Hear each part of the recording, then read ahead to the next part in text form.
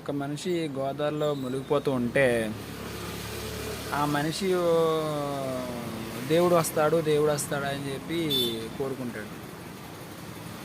కానీ అప్పుడు ఆ మనిషిని కాపాడడానికి ఒక బోట్లో మనిషి వస్తాడు. వద్దన్నా మీరు వెళ్ళిపోండి, నాకు దేవుడు వస్తాడు దేవుడు కాపాడతాడు అంటాడు, వెళ్ళిపోతాడు. రెండోసారి హెలికాప్టర్లో వస్తాడు. రా అన్న, నీళ్ళు ఎక్కువైపోతున్నాయి, మునిగిపోతున్నావు, రా అని చెప్పి హెలికాప్టర్ కాపాడతాడు. లేదన్నా వెళ్ళిపో నువ్వు, నాకు దేవుడు వస్తాడు అని చెప్పాడు.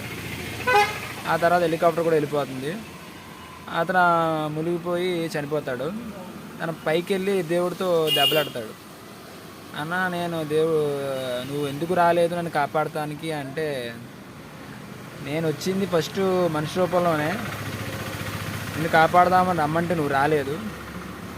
సరే రెండోసారి కూడా హెలికాప్టర్లో కూడా వచ్చి కాపాడుతానంటే రాలేదు.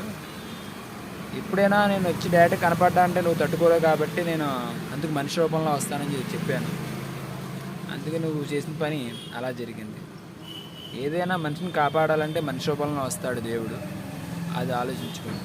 Okay friends, bye friends.